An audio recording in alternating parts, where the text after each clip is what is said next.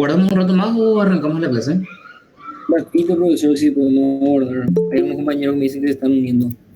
Ok. Hoy vamos a dar la lección 7, profesor. Sí, ya vamos a empezar con la unidad 7.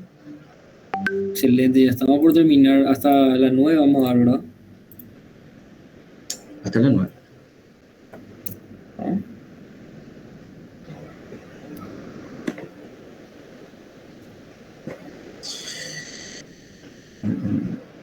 Bueno, entonces no hay dudas con relación a la clase pasada.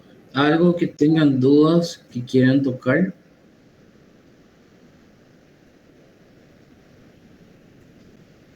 A mí está claro, profesor. Bueno.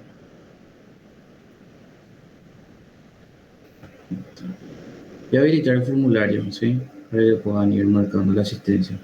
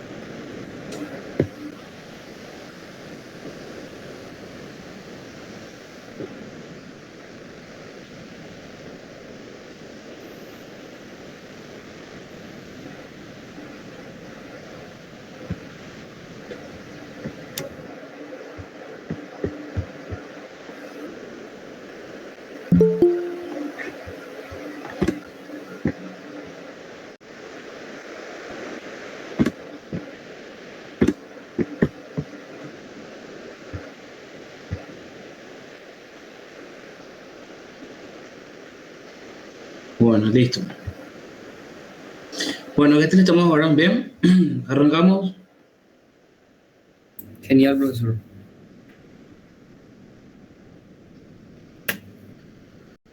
Bueno.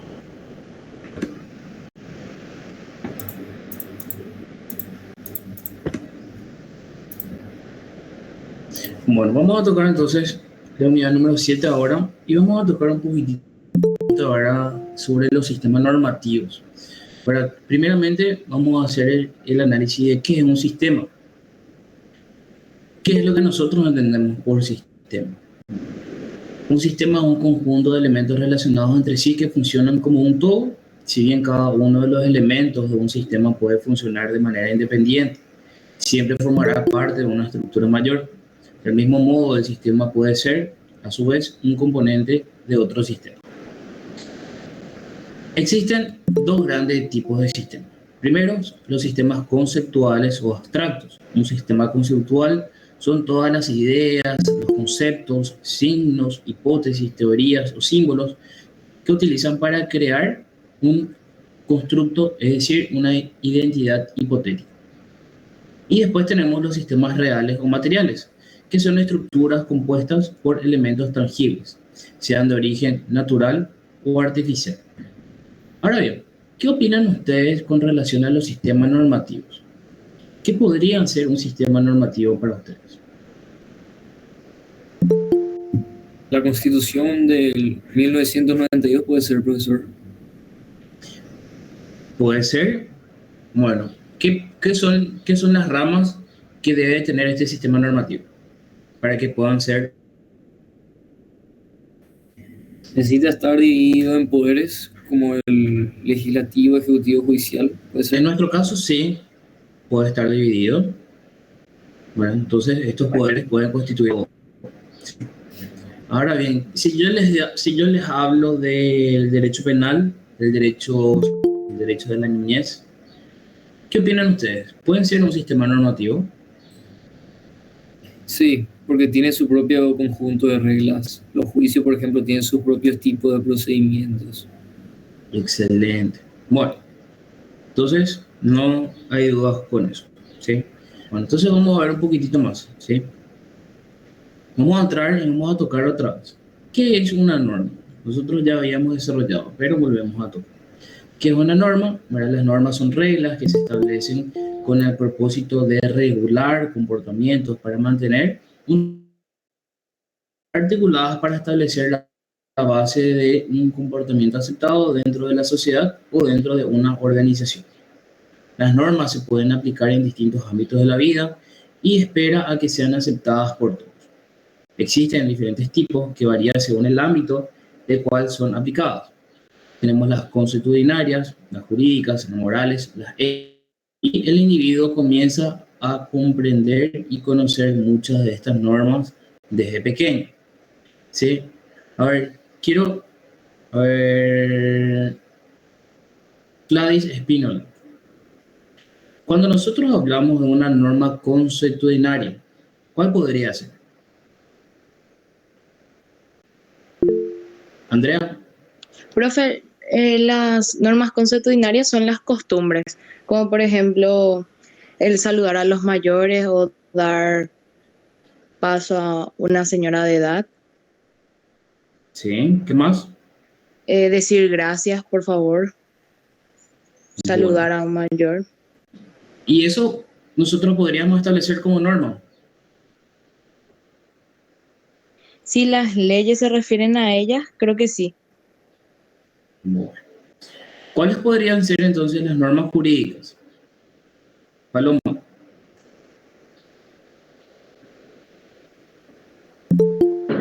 Profe, buenas tardes. Las normas jurídicas pueden ser las señales de tránsito. Pueden ser las señales de tránsito y todas las que se encuentren de manera escrita. ¿Sí? Todas las normas que nosotros utilizamos. De cualquier tipo de sistema, entonces. Un sistema. Bueno, ¿Sí? Porque ahí nosotros hablamos ya de una norma escrita que está establecida. ¿Sí? O sea, las jurídicas son las que realmente las que nosotros tenemos de cumplir a rajatabla. Profesor, ¿y la Ahora, jurídica necesariamente tiene que estar avalada por el Estado para que sean jurídicas? para que pueda ser aplicada, sí. O sea, yo no puedo reconocer una norma que no esté eh, justamente establecida. O sea, no, Claro, no, puedo profe, utilizar, no puedo utilizar yo una norma de Argentina como nuestra, por ejemplo. claro. Y las consuetudinarias serían las que no están escritas. Pero nosotros tenemos como regla o como norma, ¿sí? Vamos a ir viendo más ejemplos cuando lleguemos a la moral y a la ética, ¿sí? Sí. Porque ahí vamos a encontrarnos en una distinción, ¿sí? Con el ejemplo que dijo la compañera. Gloria, adelante. profe, en el caso esa por norma no escrita, ¿eso podría contemplar en el caso de las etnias? Sí, claro que sí. Para ellos, por ejemplo, ellos pueden tener sus propios juicios. Ellos vienen aplicando sus normas y esas sí son consuetudinarias como tal. Por ejemplo, que ellos hagan una reunión en el cual ellos decidan echarle a un miembro, ¿verdad?, de su clan. Bueno, entonces es el mayor castigo, por ejemplo, para ellos.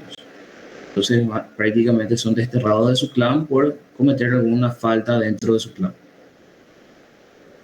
Tuve un caso pero hace muchos años, pero yo no tenía conocimiento aún de las leyes y normas. Y allá en Bahía Negra hay una tribu que había un niño, creo que tenía 12 13 años, que había incumplido vamos a decir, al cacique de la tribu. Él, por ejemplo, tuvo que ser dado en adopción y nunca entendí después con el tiempo comprendí realmente cómo veía, que era como una ley externa otra vez dentro de nuestra constitución. Uh-huh. Pero ¿cuál fue el caso específico ahí? Mira, ¿El clan? sí, era un clan, yo tenía 15 años, así específicamente no sabía, pero después me explicaron que el niño había quedado huérfano y creo que por cuestiones así de edad él le faltaba el respeto al patriarca de ellos. Entonces, una manera de, de tener una norma, ellos agarraban y le hacían dar la vuelta como 3 o 4 kilómetros y él no quería hacer, no quería hacer, no quería hacer. Y yo no le comprendía cómo ellos más se manejaban. Entonces le decía, bueno, ahora vas a hacer esto y no hacía. Entonces él fue desterrado prácticamente de su clan. Entonces vino alguien de Concepción a llevarle a ese niño y puesto en adopción. Ah, mira. Bueno, esa Pero, sensación no pero, sabía. pero Pero es sí. allá en Bahía Negra, No, de donde hecho, cada están los tribu, MOM y ellos, este grupo que no me acuerdo bien, están totalmente aislados de los MOM. sí, hay algunos que son súper cerrados, que prácticamente no dejan ni que se acerquen, ¿verdad? Porque eh, justamente es la creencia de ellos que no tienen que tener contactos con otros. Bueno, después tenemos las normas morales.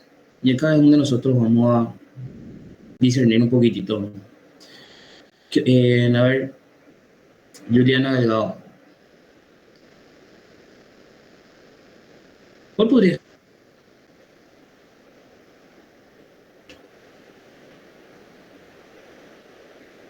Juliana Delgado. Fernando Sebastián Raúl. Dale, Juliana, sin problema. Un ratito.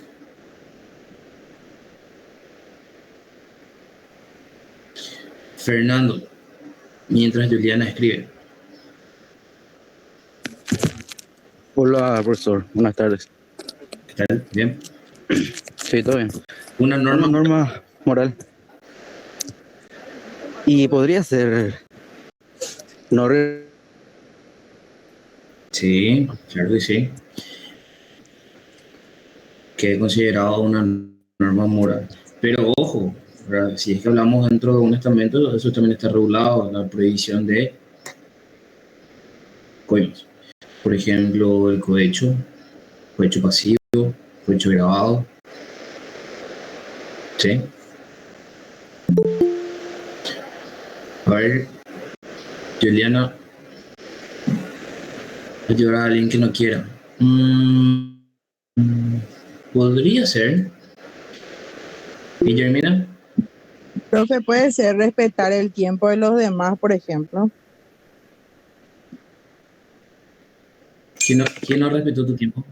Viste que, por ejemplo, vos trabajás en un lugar y se hace, por ejemplo, citas o se tiene en cuenta la atención por el tiempo, por ejemplo, por tiempo. Entonces, algunos tipos ya exageran. Respetar, esas son unas normas también que de repente se establecen en lugares así de trabajo. Puede ser eso, una norma también, ¿verdad?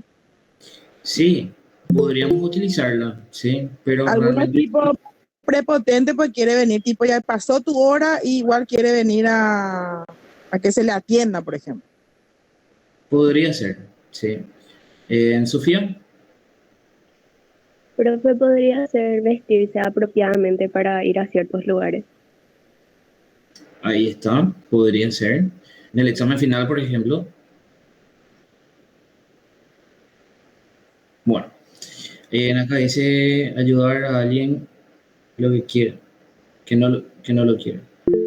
No mentir podría ser, para no revelar secretos, sí, podría ser también, no robar, no decir groserías frente a los adultos. Y ahí nosotros podríamos ir también agregando, por ejemplo, el tema de, pero ya es norma también, el tema de la prohibición de que los muchachos, por ejemplo, estén orinando en la vía pública, o inclusive también los actos de exhibicionistas, para realmente nosotros tenemos sanciones, ¿verdad? Las cuales eh, nosotros mismos ponemos nuestras propias sanciones a esas personas. A ver, por ejemplo, si es que yo en clase le falta el respeto a uno de ustedes, para por A o B, Z motivo, bueno, voy a tener una represalia como tal, pero esta no está escrita. Bueno, entonces moralmente yo ya quedo mal con ustedes por el hecho de realizar algo, ¿verdad? Que no esté acorde. Entonces se podría crear algún tipo de una norma moral en la cual ustedes obviamente me hagan saber y que obviamente no esté de manera escrita, ¿sí? Por ejemplo, el respeto y cosas así. Ahora bien, las normas éticas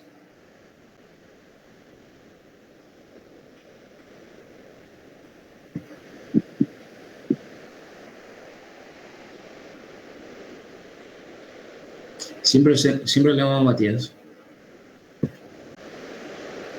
¿Cuál puede ser una norma ética? Los ministros, el tema de la corrupción. La honestidad, profe. La de los Y dos. eso Profe, ¿podría ser una norma ética la que los jueces deben de ser imparciales? podría ser. Puede ser moral también.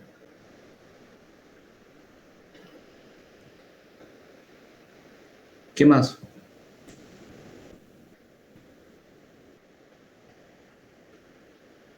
¿Hay alguna diferencia entre ambos?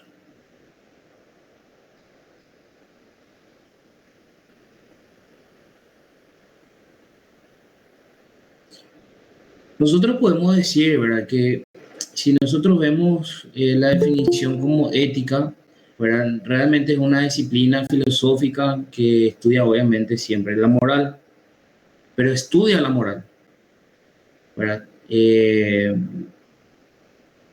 La moral, por ejemplo, tiene algunas reglas, tiene alguna tradición, ¿verdad? Y la moral podrían ser el conjunto de valores que guían siempre una conducta humana.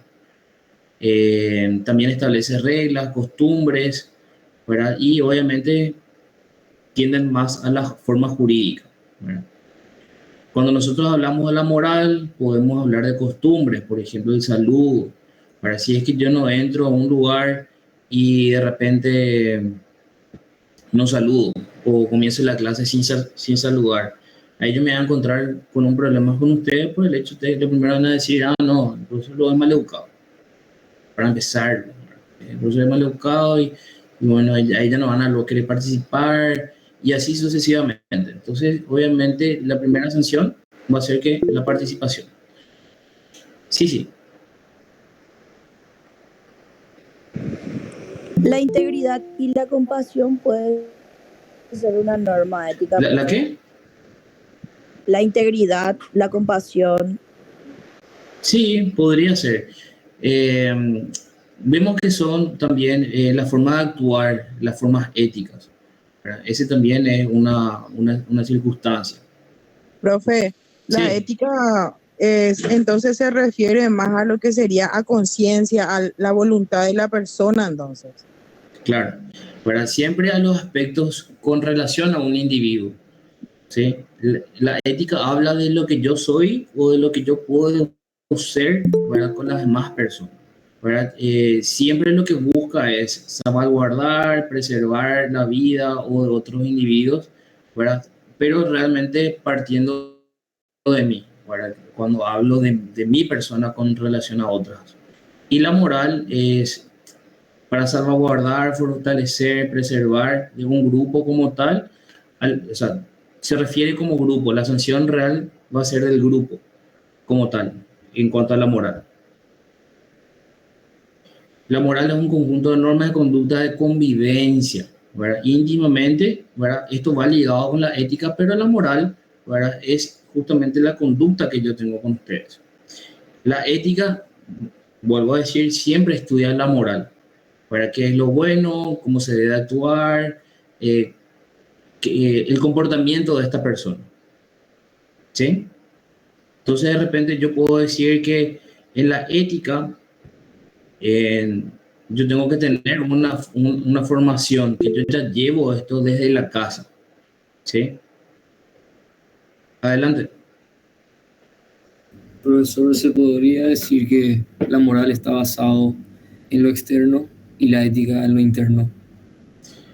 Claro, podría ser, pero igual nosotros vamos a tener sanciones, ¿verdad? Las sanciones obviamente las dan las personas de afuera, ¿verdad? Entonces, sí o sí nosotros vamos a tener, ya sea en la forma consuetudinaria, en la jurídica con más razón, en las morales y las éticas, vamos a tener nosotros una sanción, ¿verdad? Social, ¿verdad? Entonces, la consuetudinaria, obviamente, ¿verdad? Porque se utiliza, ¿verdad? No está escrita, pero bueno, ya viene de años que vienen aplicándose, ¿verdad? Gloria, adelante. Profe, en cuanto a la ética, puede ser también una consulta nomás, una cuestión privada. Por ejemplo, Colegio Las Almenas, cuando te hacen la reunión para la inscripción, antes de que le entren tus hijos, ellos le llaman a los padres y te hacen una serie de cuestionamientos que vos tenés que escribir. Luego te pasan con la psicopedagoga y la psicopedagoga te dice si vos usás o no anticonceptivo o si, no o si tenés una manera de evitar un embarazo. En el caso de que vos le contestes que vos utilizás un método anticonceptivo, sea cual fuese, automáticamente tu hijo no entra en el colegio. En ese caso puede ser como una ética privada. Bueno, a ver, realmente a ella es una determinación, porque bueno, le está faltando el respeto a algo, ¿verdad? No, no es que vos estés incumpliendo una norma social, ¿verdad? En el cual vos digas, ah, yo por hacer esto estoy incumpliendo algo, ¿verdad? O le hago daño a algo, o inclusive es una decisión particular, o sea, no, no podemos estar suponiendo de que yo tenga que cumplir todas las normas que obviamente me impone la sociedad, porque yo puedo no cumplirlas, ¿sí? Ahora bien, es un criterio de evaluación con relación a las creencias, podría ser por la parte religiosa, ¿verdad? Podría ser, la verdad que desconozco, ¿verdad?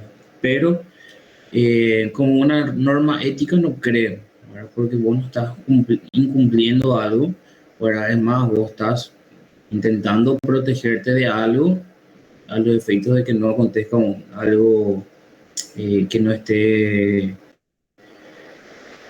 como es que, programado, ¿verdad? O planeado. Yo comprendo. Lo que pasa es que tengo entendido que es una normativa del colegio. Ahora, que los adultos mintamos sobre esa situación, yo creo que todos de alguna manera omiten eso, ¿verdad?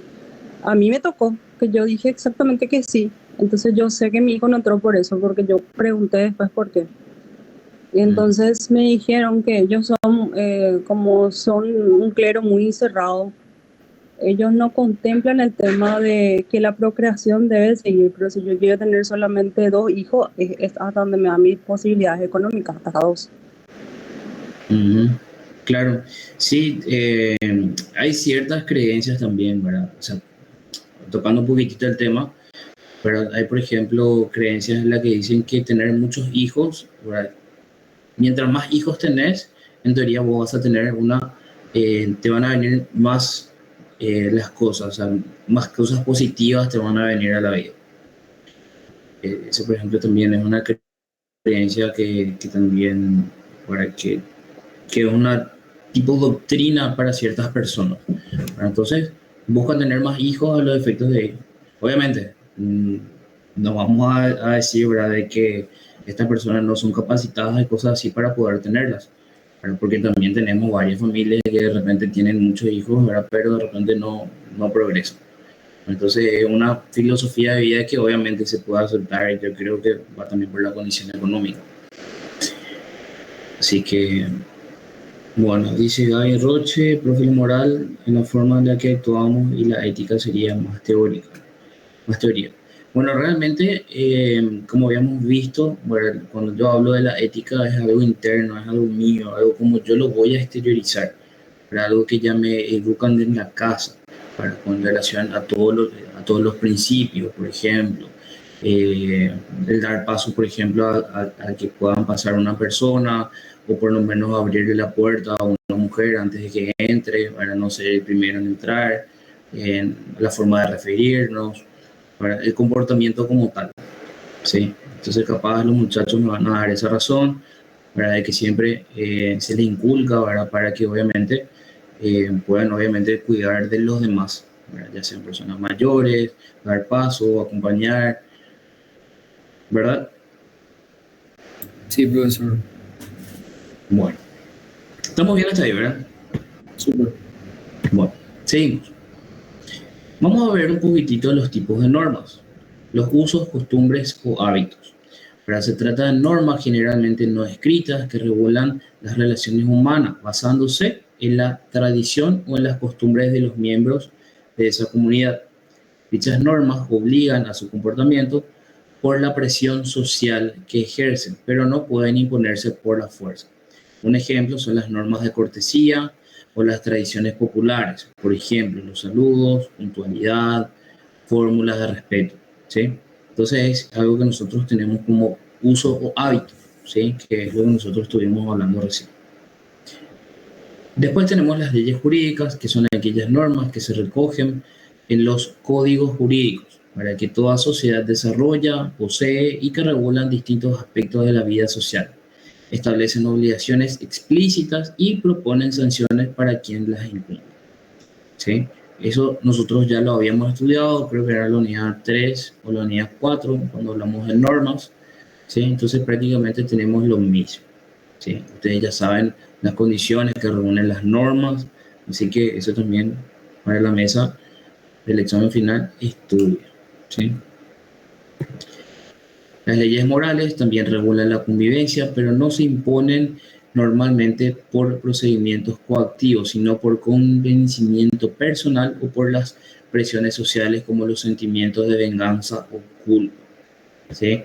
Normalmente suele acontecer, inclusive ustedes que están en la época universitaria, con relación al tema de los delegados y cosas así, suele ocurrir para las impugnaciones de las elecciones, para cuestiones de esa índole, ¿sí? Posterior tenemos leyes éticas, ¿verdad? Con el nombre de ética designamos una moral universalmente válida y por ello ha de fundarse un argumento basado en las necesidades comunes a toda especie humana y aceptable por cualquier inteligencia suficientemente informada.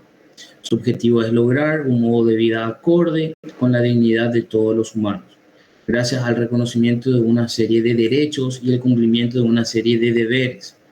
Son de obligado cumplimiento para lograr la convivencia, pero se basan en condición personal en la fuerza de la razón, ¿sí? Entonces, a partir de ahí nosotros tenemos estas normas éticas, ¿sí? Teniendo la definición del sistema y de normas, podemos concluir debidamente que un sistema normativo es un conjunto de reglas, pautas o leyes armónicamente organizados que regulan el comportamiento del hombre y su incumplimiento va a conllevar a una sanción aplicada por una autoridad competente en un momento histórico, ¿sí? Y por el derecho, ¿verdad? ¿Y por qué el derecho es considerado un sistema? Bueno, nosotros decimos que es considerado un sistema porque está compuesto de un conjunto de elementos armónicamente ordenados. Y ahí es donde entra el derecho penal, el derecho civil, laboral y todos los otros derechos que nosotros vamos a seguir estudiando durante toda la carrera, ¿sí? En estos 6 largos años vamos a estudiar muchos elementos que son codificados y obviamente conforman un todo, ¿verdad? Que nosotros le llamamos ciencias jurídicas, ¿sí? Ahora bien, vamos a pasar un poquitito y ver qué es la dinámica jurídica. Y esto nosotros lo tenemos como una técnica legislativa. ¿Qué es la técnica legislativa? Es una ciencia encargada de elaborar las normas. Es el modo en que se tienen que redactar las leyes que pretende eliminar la vaguedad del lenguaje, así también la incoherencia y la redundancia. La técnica legislativa, por ejemplo, si ustedes quieren estudiar, ¿verdad? Y tienen ánimo de seguirla, ustedes pueden realizarlos, ¿verdad? En el Senado hay un instituto, no recuerdo bien el nombre, ¿verdad? Pero hay un instituto, no recuerdo si es de técnica legislativa luego, ¿verdad? En el cual hay una carrera, creo que dura 1 año o 2 años, que justamente le enseñan a elaborar leyes y es una tecnicatura. En esta tecnicatura ustedes pueden ser contratados por cualquier candidato o por cualquier miembro del Senado o de la Cámara de Diputados para redactar una ley. Obviamente eso se cobra, ¿sí? Entonces, si es que quieren tener un ingreso extra, ¿verdad? O que de repente quieran adentrarse a esta materia justamente de cómo elaborar normas, van a tener roce con políticos, por un lado, y en otras circunstancias también, obviamente, van a tener que implementar las futuras normas del Estado, ¿sí? Entonces, es muy importante que dentro de su carrera jurídica, si es que lo que pueden, para formen parte de esto, porque ahí se van a dar cuenta de los problemas y de las circunstancias que nosotros tenemos a la hora de redactar nuestras normas, ¿sí? No te van a decir para que de repente la Constitución Nacional debe modificarse porque está mal dicho o esta palabra no estaba realmente transcripta como debía ser. Bueno, ahí se dan cuenta de la importancia que tiene justamente la redacción dentro de nuestro sistema jurídico. Bueno, el proceso de formación y la sanción de las leyes. Bueno, su origen puede darse indistintamente en la Cámara de Diputados como en la Cámara de Senadores, así también por una iniciativa popular o de la Corte Suprema de Justicia. Esto ustedes lo van a volver a dar en la materia de constitucional, tercer o cuarto año de la carrera, ¿sí? Bueno, pero nosotros ya lo vamos a ir estudiando porque nosotros tenemos dentro de nuestro programa y ustedes deben de entender justamente esta formulación de las normas. ¿A qué se refiere el término de iniciativa popular? Cuando la ciudadanía, ante una necesidad por una iniciativa popular, es decir, por una iniciativa de los ciudadanos mismos, se elabora un proyecto de ley y lo presenta directamente al Congreso para su estudio. Esta iniciativa debe estar avalada por una cantidad de firmas establecidas por la ley para que puedan tomar en cuenta por la respectiva Cámara Legislativa. Actualmente, no hay muchas leyes que se tomen por una iniciativa popular. Siempre es a partir de un diputado, a partir de un senador. ¿Por qué? Porque tiene más cuerpos. O sea, si es que yo presento, por el Partido Liberal o por el Partido Colorado, van a haber más, dentro de la bancada son más miembros que de repente pueden apoyar un proyecto. Y obviamente conseguir las firmas de todas las personas, los efectos de que se pueda justamente hacer una modificación, es más complicado. Ustedes no saben qué están firmando, porque de repente le dan, qué sé yo, una libreta y bueno, dice solamente una hoja en blanco y ustedes están firmando, ni siquiera saben qué firma, tampoco no tienen certeza. Entonces, hoy día con la tecnología, prácticamente firmas digitales se están implementando, pero no así tampoco no se presentan nuevas leyes por una iniciativa popular. ¿Sí? ¿Hasta ahí estamos claros? ¿Sí? ¿Hay alguna duda con relación a la iniciativa popular? Ninguna, en parte. Ok. Bueno, ¿cómo presentar un proyecto de ley por iniciativa popular? El procedimiento para la presentación es primeramente la elaboración de un proyecto de ley u ordenanza municipal, especificando ordenadamente los artículos que serán incluidos con la exposición de motivos. La exposición de motivos es muy importante, ¿sí? Vamos a tocar otra vez un ejemplo de semáforo. ¿Por qué yo voy a solicitar la norma con relación a un semáforo? Para que obviamente yo pueda tener el paso adecuado y que obviamente no puedan acontecer nuevos accidentes, ¿sí? Entonces podría ser la exposición de motivos si es que yo quisiera crear para qué sirve el semáforo, por ejemplo. Una vez elaborado el proyecto de ley u ordenanza municipal mediante una nota patrocinada por un profesional abogado y dirigida al Tribunal Electoral de la capital, se debe solicitar la provisión de los pliegos numerados y rubricados por la justicia electoral a ser destinados a la recolección de firmas. La cantidad de firmas es variable y depende del alcance de la IP. Si la ley es de carácter nacional, se requiere la cantidad de firmas correspondientes al 2% del total de los electores del registro cívico permanente. Si la norma es a nivel municipal, el porcentaje depende de la cantidad de electores del municipio. Luego de los pasos citados, el Tribunal de la Justicia Electoral emitirá un informe que la comisión promotora haga entrega al presidente del Congreso o en su lugar a la Junta Municipal. Desde ese paso, obviamente va a ingresar al estudio en un trámite regular. ¿Sí? Nada muy complicado. ¿Qué artículos hacen referencia a la promulgación de las leyes en nuestra Constitución Nacional? El artículo 203 en adelante, por ejemplo, del origen y de la iniciativa, de la aprobación y de la promulgación de los proyectos, de la promulgación automática, del procedimiento para el rechazo total, del procedimiento para la modificación parcial, del tratamiento de urgencia y de la sanción automática. Entonces nosotros todos estos artículos lo tenemos dentro de la Constitución Nacional a los efectos de que ustedes puedan ir leyendo un poquitito más. ¿Sí? ¿Cuáles son las propiedades de los sistemas normativos? Primero vemos que tiene que tener coherencia. Puede definirse como aquella cualidad del sistema y cada situación de hecho recibe un único tratamiento normativo dentro del sistema de cuestión. Desaparece la coherencia siempre que en un mismo comportamiento es cualificado como incompatible por dos normas del sistema. ¿Sí? Entonces, si es que yo tengo una contradicción con relación a las normas, obviamente no, va a ser de manera incompatible. Por ende, bueno, no puede ir una norma contra otra. ¿Sí? Entonces, eso es lo que siempre se busca con que tenga una coherencia. ¿Sí? No puedo yo en uno dar permiso y en el otro, obviamente, rescindir.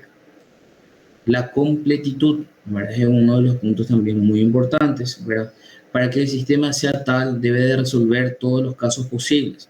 No debe de poseer lagunas normativas ni lagunas axiológicas, ¿verdad? ¿Qué son estas? Son las ciencias de los valores de las morales, bueno, valores morales. Entonces, siempre que nosotros vemos un artículo, nosotros tenemos que tratar de que entren todos los casos o tipos posibles, ¿verdad? De situaciones para que pueda, obviamente, cumplirse.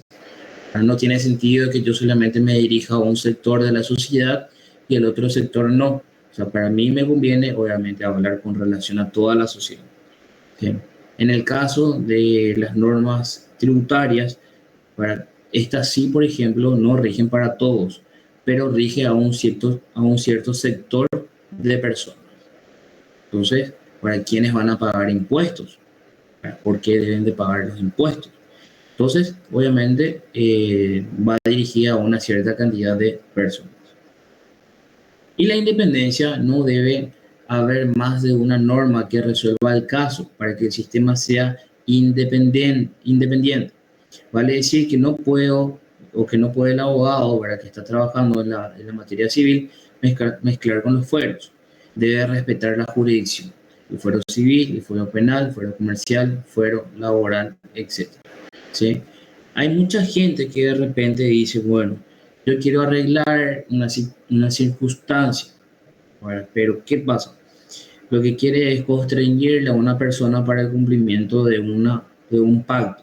A ver, uno de los ejemplos claros es, bueno, y hoy justamente me estuvieron hablando, ¿qué pasa con la seña? ¿Alguien conoce para qué sirve una seña? Como una garantía, profesor. Es una garantía. ¿Qué más?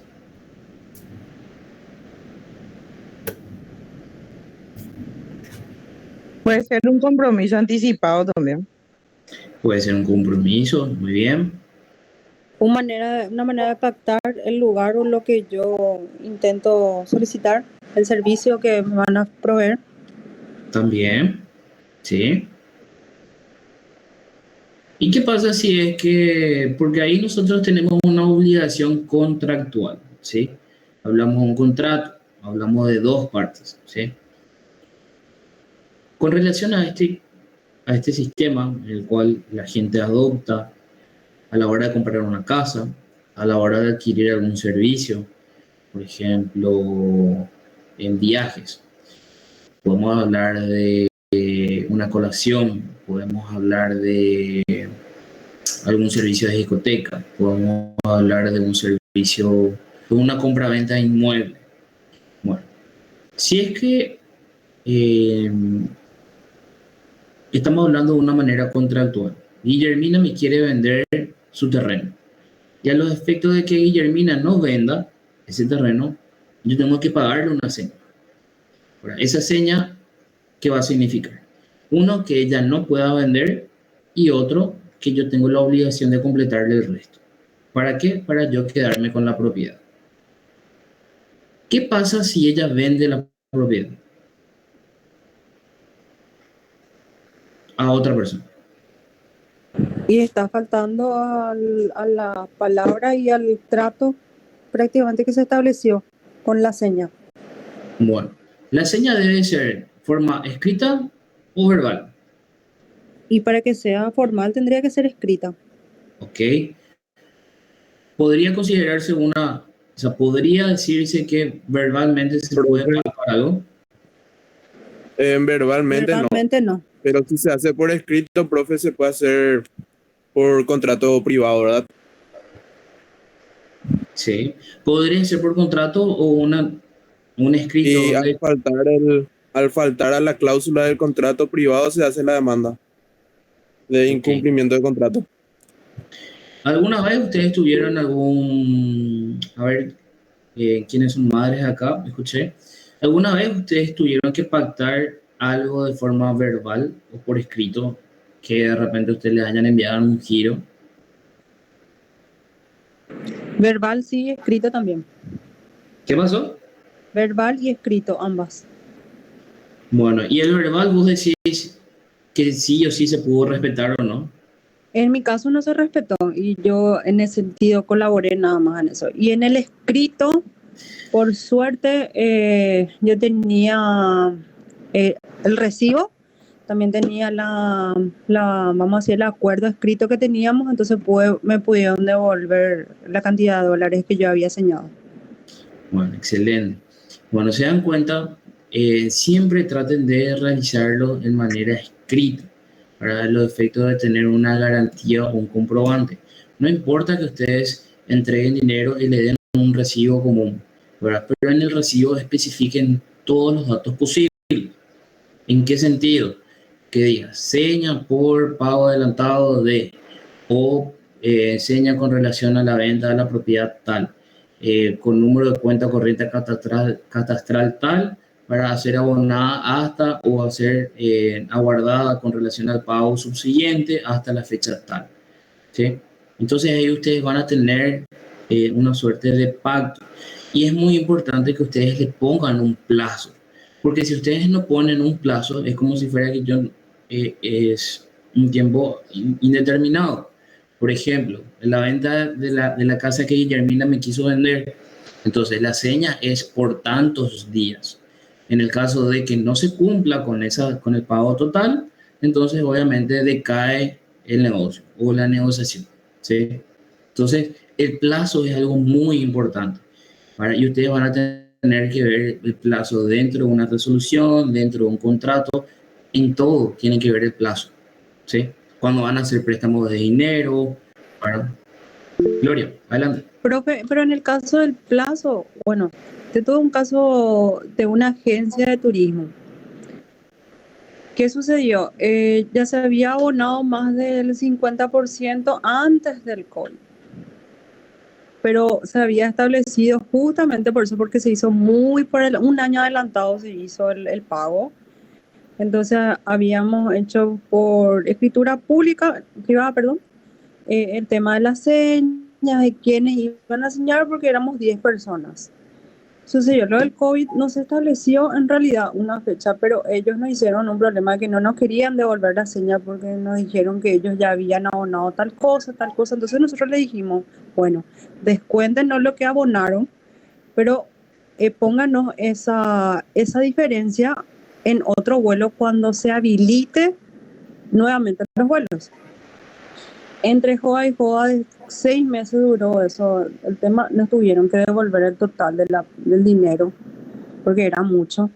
¿Pero por qué? Porque se tenía eso establecido en un recibo con membresía de ellos, más la escritura que habíamos hecho. Bueno, sí, Ahí, por ejemplo, es importante el tema del plazo, ¿verdad? Porque ahí, por ejemplo, es contratar un servicio. Ahora bien, si hay gasto administrativo, se podría descontar el gasto administrativo, pero normalmente esas señas no se pueden devolver y en los casos de viaje no son transferibles, ¿verdad? Porque te hacen firmar luego un contrato que es individual, porque si no, no tiene negocio que de repente yo le transfiera a otra persona y ya está, o sea, me deslío, ¿verdad? Es una obligación, obviamente, para constreñirte a que vos viajes y a que vos pagues todo, ¿verdad?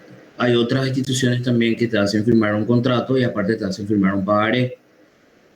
Y eso es algo muy importante también, para que ustedes están firmando dos cosas, porque van a firmar un contrato y van a firmar un pagaré. O sea, tengan que tener en cuenta de que son dos cosas distintas, a no ser que yo tenga que ejecutar, porque la persona que incumple, bueno, obviamente la persona que se encuentra con el pagaré va a tener dos maneras para ejecutar, ¿verdad? Y normalmente se le llama conformado, ¿verdad? ¿Por qué se conforma? Porque está un contrato y aparte está el documento, obviamente, que le obliga, que es el pagaré, ¿verdad? Si es que se ejecuta de esa manera, ¿verdad? O le van a hacer ejecutar de esa manera, entonces ustedes dentro de su contrato tienen que estar bien establecidos que normalmente suelen ocurrir con el tema de las compras de los vehículos y también suelen estafar de esta manera.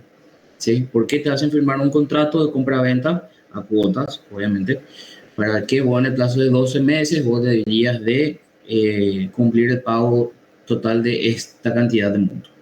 Pero no te menciona que vos vas a firmar para varios.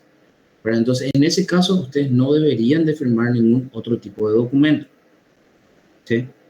Ahora bien, si la cláusula establece, ¿verdad?, que la persona, a ver, Guillermina Cabrera, va a adquirir un vehículo en 12 cuotas y firmado 12 pagarés de tal monto, ahí sí no hay ningún problema. Pueden firmar. ¿Por qué? Porque el contrato queda para ambos.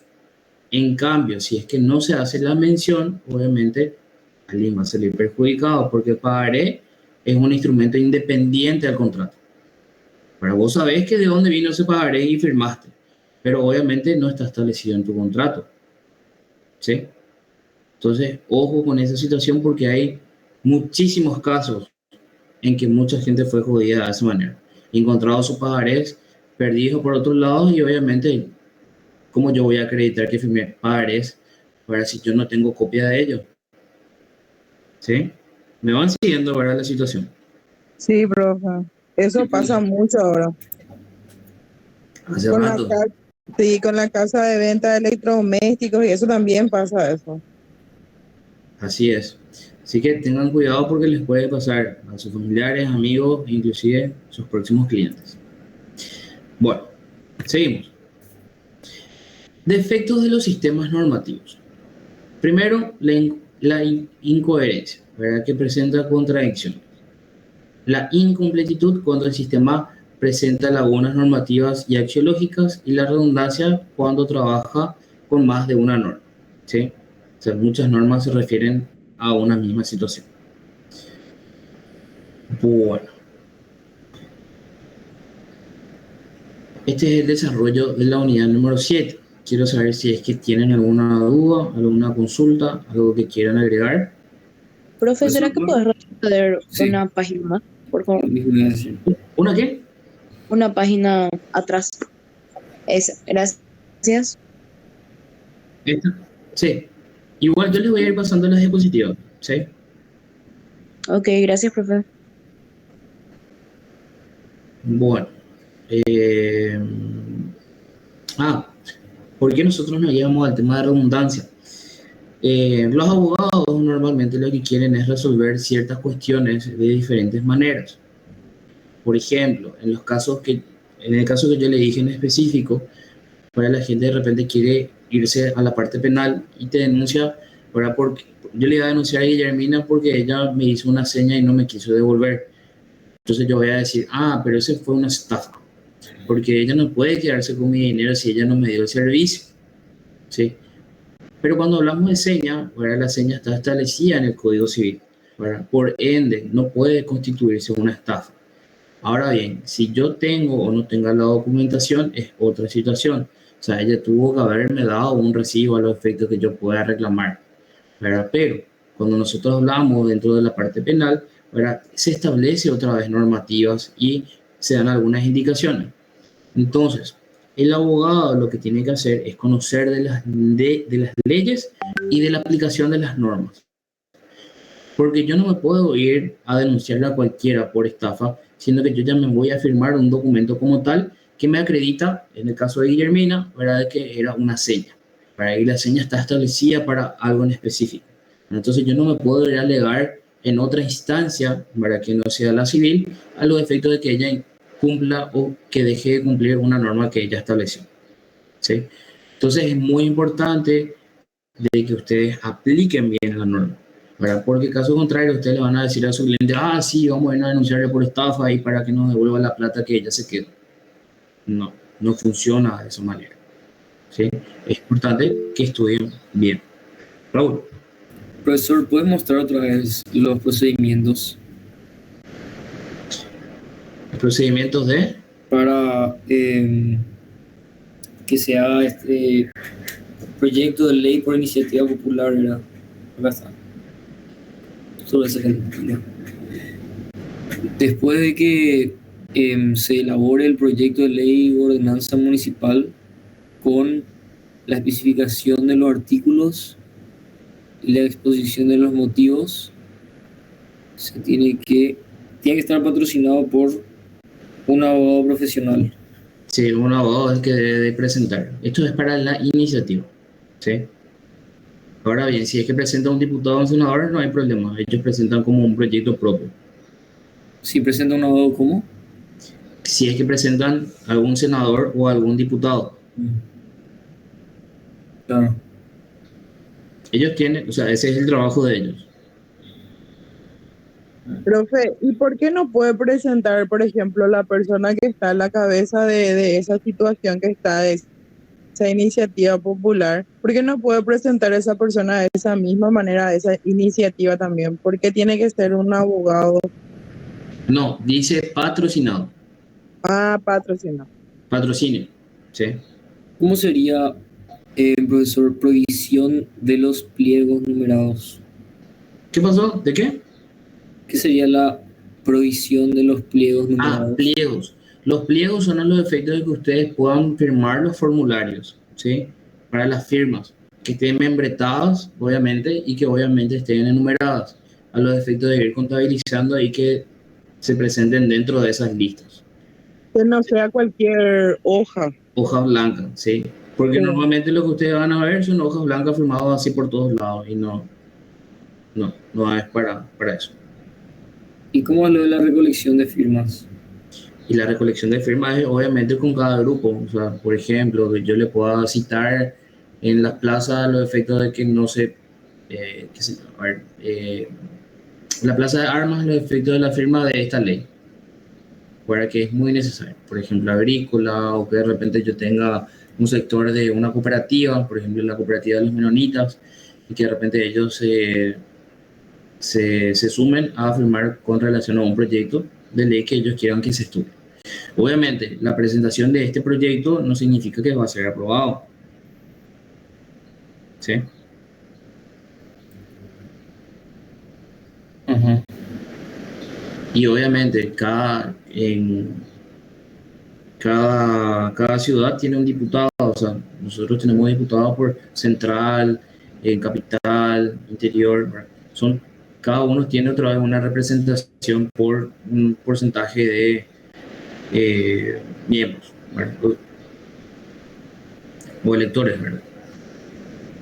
Obviamente a partir de este censo nosotros vamos a determinar también, ¿verdad?, qué porcentaje le corresponde a cada diputado, cada senador, ¿sí?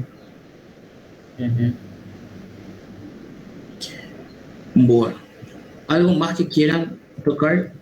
¿Te ha quedado duda? Profesor, otro es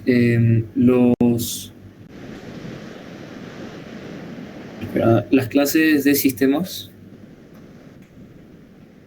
Ese habíamos visto.